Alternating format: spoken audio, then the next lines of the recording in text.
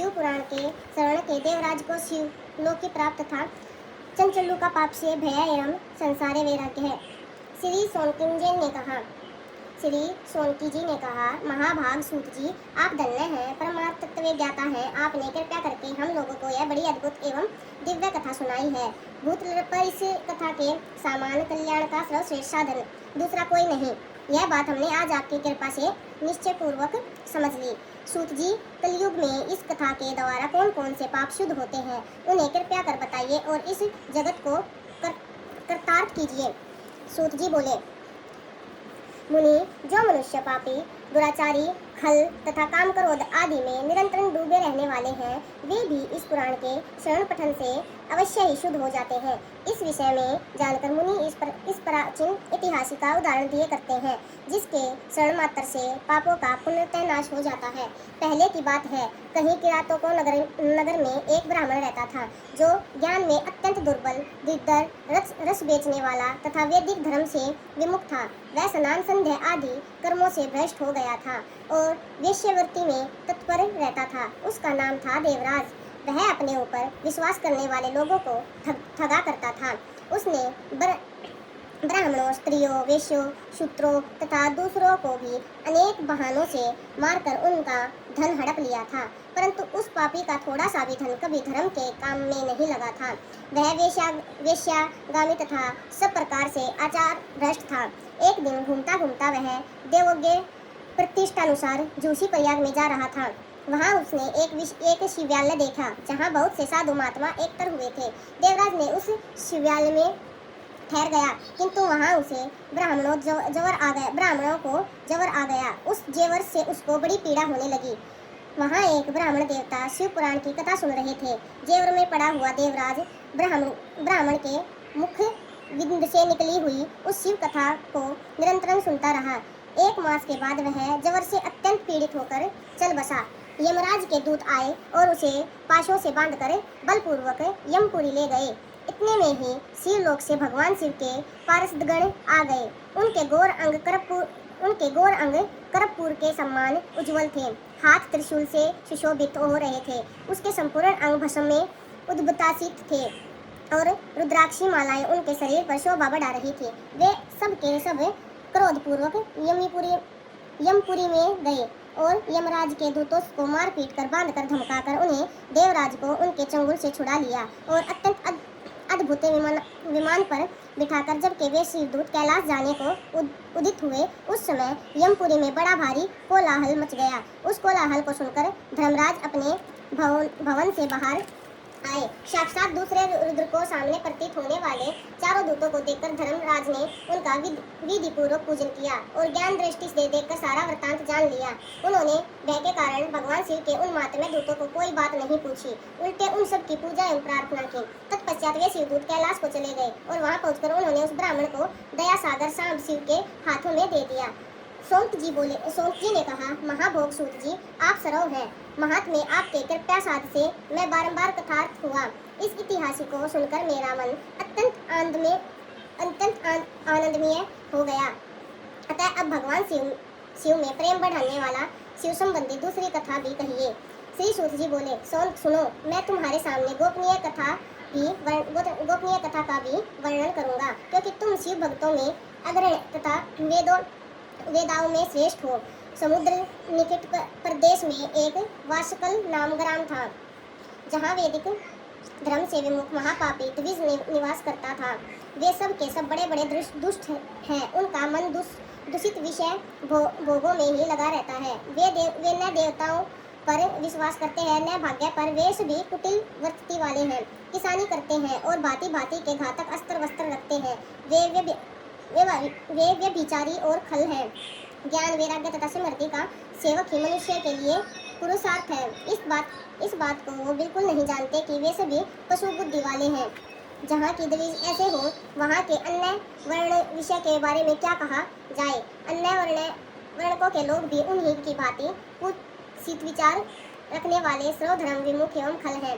वे सदा कुकर्मों में लगे रहते और नित्य विष भोग में ही डूबे रहते। वहाँ की सब स्त्रियां भी कुटिल स्वभाव की, स्वेच्छाचिनी, पाप सक्त, कुसीत विचार वाली और व्यभिचारिणी हैं।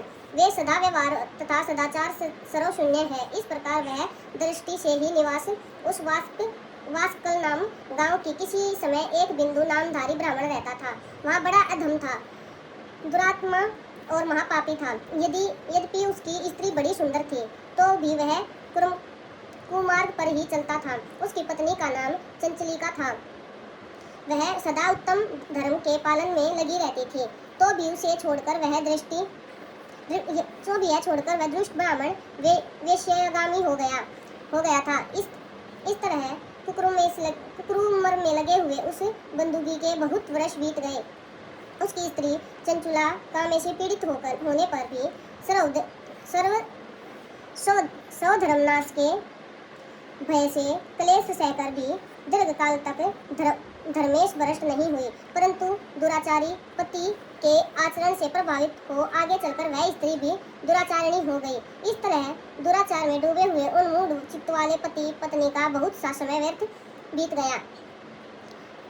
तंतंदर सुधर जातीय वेश्याज्ञापति बना हुआ वह दूषित बुद्धि वाला दुष्ट ब्राह्मण बिंदु के समयानुसार मृत्यु को प्राप्त हो नरक में जा पड़ा। बहुत दिनों तक नरक के दुख भोगकर वह मूढ़ बुद्धि पापी विंध्यात्वर भयंकर पिशाच हुआ।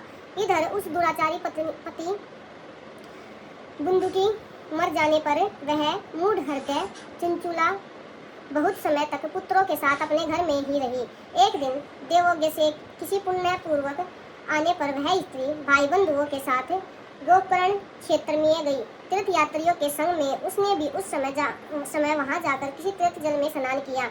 फिर वह साधारणतः मेला देखने की दृष्टि से बंधुजनों के साथ यतर ततर घूमने लगी, इधर उधर घूमने लगी। घूमती घूमती किसी देव मंदिर में गई और वहां उसने एक दिव्य ब्राह्मण के मुख से भगवान शिव की परम पवित्रता, एक मंगलकारिणी उत्तम पौराणिक कथा सुनी। कथावाचक ब्राह्मण कह रहे थे कि जो स्त्री पर पुरुषों के साथ व्यभिचार दुष्व्यवहार करती है, वे मरने के बाद जब यमलोक में जाती है, तब यमराज के दूत उसकी योनि में तपे हुए लोहे का प्रीग डालते हैं। पौराणिक ब्राह्मणी के मुख से यह वैराग्य बढ़ाने वाली कथा सुनकर चंचुला भय से व्याकुल हो वहां कांपने लगी। जब कथा समाप्त हुई और सुनने वाले सब लोग वहां से बाहर चले गए, तब वह भयभीत नारी एकांत में शिवपुराण की कथा बाँचने वाले उस ब्राह्मण देवता से बोली। चंचुला ने कहा, ब्राह्मण, मैं अपने धर्मों को नहीं जानती थी, इसलिए मेरे द्वारा बड़ा दुराचार हुआ है। स्वामी, मेरे ऊपर अनुपम कृपा करके आप मेरा उद्धार कीजिए। आज आपके वैराग्य से ओतप्रोत इस प्रवचनों को सुनकर मुझे बड़ा भय लग रहा है। मैं कांप उठी हूँ और आप मुझे इस संसार से वैराग्य हो गया है। मुझे मूढ़ चिंतन वाली पापिनी को धिक्कार है। मैं सर्वथा निंदाकारी योग्य हूँ, कुस्ती विषयों में फंसी हुई हूँ और आप अपने धर्म से विमुख हो गई हूँ। हाय, न जाने किस किस घोर कष्टदायक दुर्गति में मुझे पड़ना पड़ेगा और वहाँ कौन बुद्धिमान पुरुष कुमार्ग में मन लगाने वाली मुझे पापिनी का साथ देगा। मृत्यु काल में उन भयकर यमदूतों को मैं कैसे देखूंगी?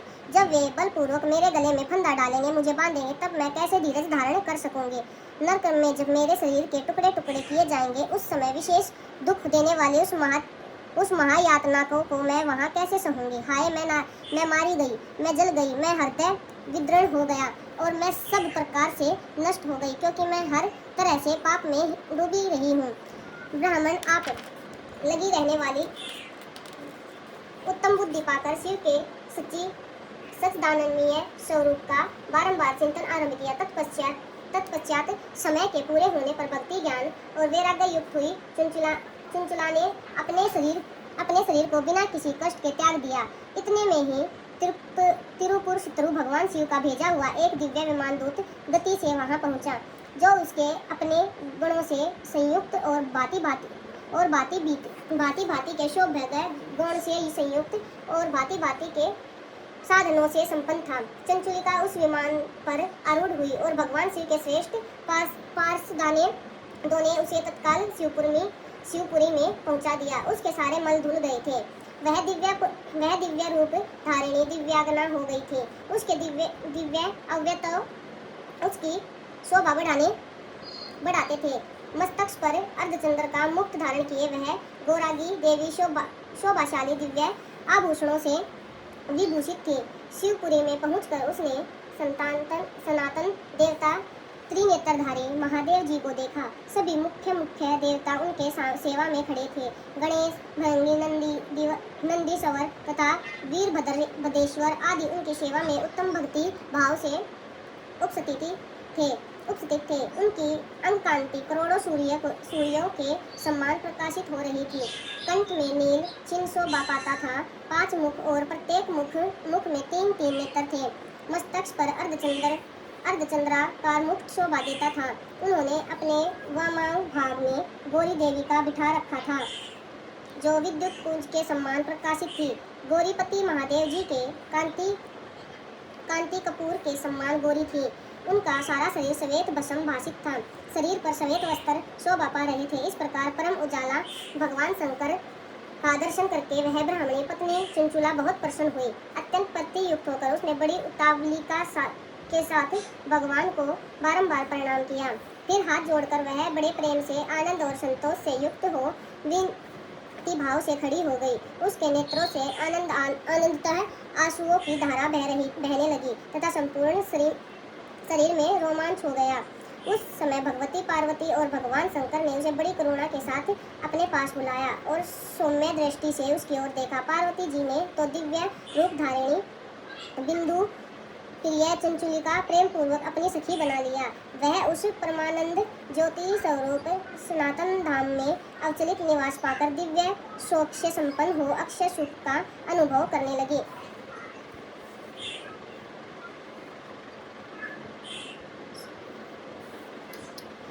शिव पुराणी का कथा सुनकर बिंदु का पिशाचिनियां उद्धार करना तथा उन दोनों दंपतियां शिव धाम में सुखी होना। सूत जी बोले, सोनक एक दिन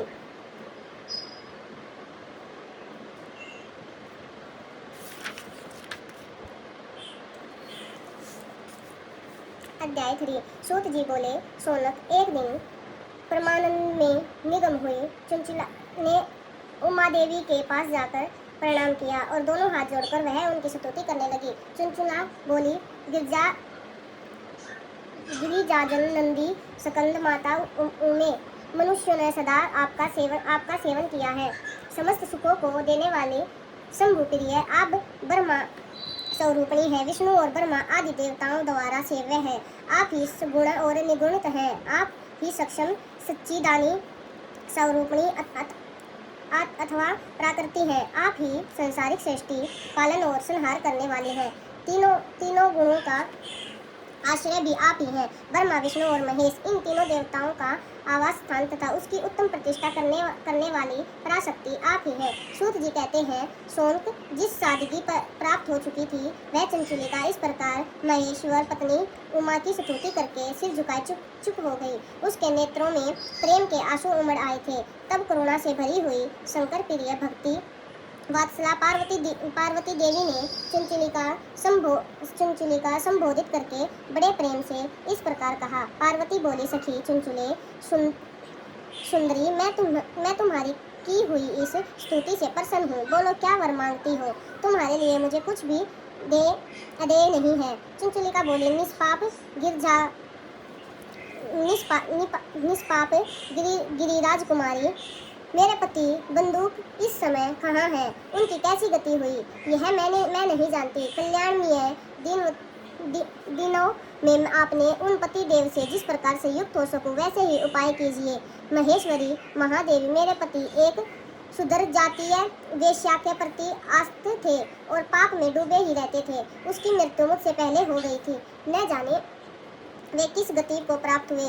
गिरिजा बोली, बेटी, तुम्हारा बिंदु नाम वाला पति बड़ा पापी था। उसका अंतकरण बड़ा ही दुष्ट था।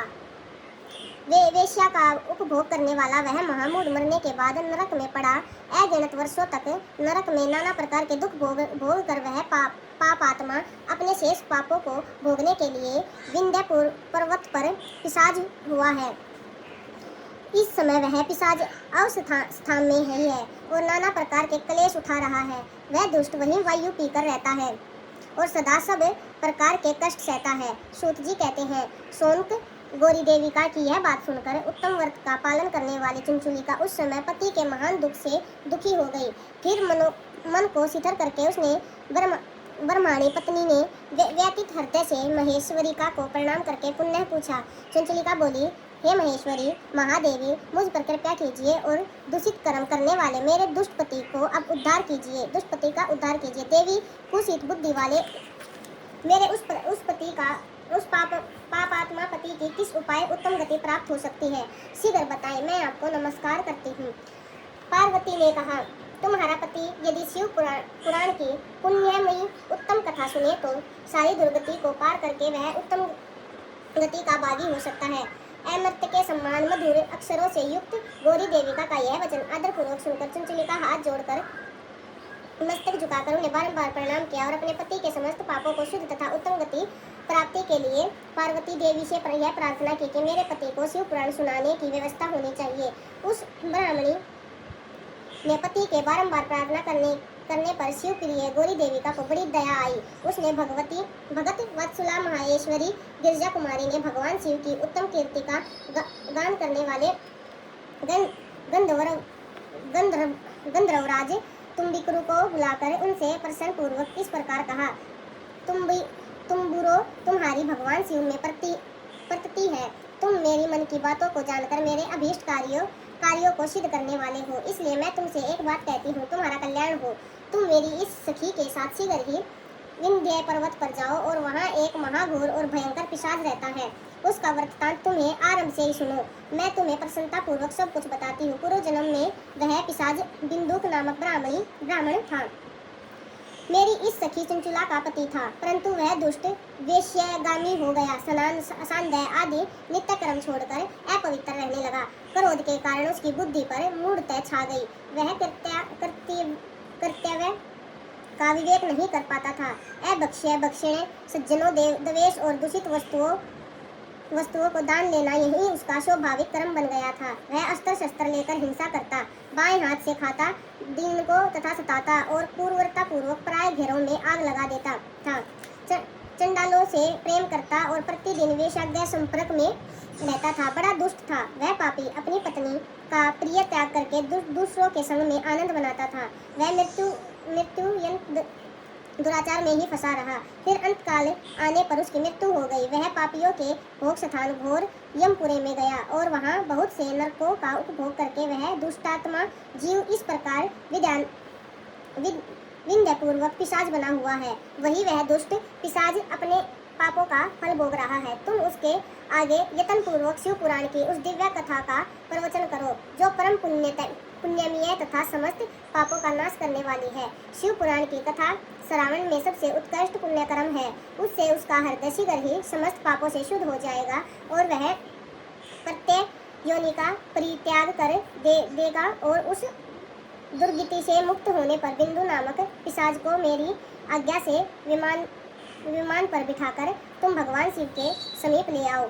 सूत जी कहते हैं, शौनक, महेश्वरी उमा के इस प्रकार आदेश देने पर गंधर्वराज तुम्बुरु मन ही मन बड़े प्रसन्न हुए। उन्होंने अपने भाग्य की सराहना की। तत्पश्चात उस पिशाची की सती साध्वी पत्नी चंचुला के साथ विमान में बैठकर नारद के प्रिय मित्र तुम्बुरु वेगपूर्वक विंध्याचल पर्वत पर गए, जहाँ पर वह पिशाच रहता था। वहाँ उन्होंने उस पिशाच को देखा। उसका शरीर विशाल था, थोड़ी बहुत बड़ी थी। वह कभी हंसता, कभी रोता और कभी उछलता था। उसकी आकृति बड़ी विकराल थी। भगवान शिव की उत्तम कीर्ति का गान करने वाले महाबली तुम्बुरु ने उसे अत्यंत भयंकर पिशाच को पाशों द्वारा बांध लिया। तदंतर तुम्बुरु ने शिव पुराणिका की कथा बाँचने का निश्चय करके महोत्सव युक्त स्थान और मंडल आदि रचना की। इतने में ही संपूर्ण लोकों में बड़े वेग से यह प्रचार हो गया कि देवी पार्वती की आज्ञा से एक पिशाच का उद्धार करने के लिए उद्देश्य से शिव पुराणिका की उत्तम कथा सुनाने के लिए तुम्बुरु विंध्य पर्वत पर गए हैं। फिर तो उस कथा को सुनने के लोभ से बहुत से देव ऋषि भी शीघ्र वहां जा पहुंचे। आदरपूर्वक शिव पुराण सुनने के लिए आए हुए लोगों का उस पर्वत पर बड़ा अद्भुत और कल्याणकारी समाज जुट गया। फिर तुम्बुरु ने उस पिशाच को पाशों से बांधकर आसन पर बिठाया और हाथ में वीणा लेकर गौरी पति की कथा का गान आरंभ किया। पहले अर्थात सहितता से लेकर 7वीं वायुसेना हित महात्म्य शिव पुराण की कथा उन्होंने स्पष्ट रूप से वर्णन किया। सातों साहित्य और शिव पुराण आदर पूर्वक श्रवण करके वे भी सभी श्रोता पूर्णतः कृतार्थ हो गए। उस परम पुण्य है शिव पुराण को सुनकर उस पिशाच ने अपने सारे पापों को धोकर और पेशाच की शरीर त्याग दिया। फिर तो उसी घर ही उसका दिव्य रूप हो गया, अंग कांति गौरव के समान हो गया। शरीर पर श्वेत वस्त्र तथा सब प्रकार के पुरुषों से आभूषण उसके अंगों पर उद्भासित करने लगे और वह त्रिनेत्रधारी चंद्र शेखर रूप हो गया। इस प्रकार दिव्य देहधारी होकर श्रीमान बिंदु अपनी प्राणवलंबा चंचला के साथ स्वयं भी पार्वती वलंब भगवान शिव का गुण गाने लगा। उसकी स्त्री को इस प्रकार दिव्य रूप से सुशोभित देख वे सभी देव ऋषि बड़े विस्मित हुए और उनका चिंतन प्रारंभ परिपूर्ण हो गया। भगवान महेश्वर का वह अद्भुत चरित्र सुनकर वे सभी श्रोता परम कृतार्थ हो प्रेम पूर्वक श्री शिवी का यशोगान करते हुए अपने अपने धाम को चले गए। दिव्य रूपधारी श्रीमान बिंदु भी सुंदर विमान में अपनी तृतीय माँ के पास बैठकर सुखपूर्वक आकाश में स्थित हो बड़ी शोभा पाने लगे। तदंतर महेश्वर सुंदर एवं मनोहर गुणों का ज्ञान करता हुआ वह अपनी प्रिय तमा तथा तुम्बुरु के साथ शीघ्र ही शिव धाम में जा पहुँचे। वहाँ भगवान महेश्वर तथा पार्वती देवी ने प्रसन्नता पूर्वक बिंदु का बड़ा सत्कार किया और उसे अपना पार्षद बना लिया। उसकी पत्नी चंचलिका पार्वती जी की सखी हो गई। उस घनीभूत ज्योति स्वरूप परमानंद में सनातन धाम में अविचल निवास पाकर वे दोनों दंपति परम सुखी हो गए। राम राम सभी को, मिलते हैं आपको नेक्स्ट अध्याय में।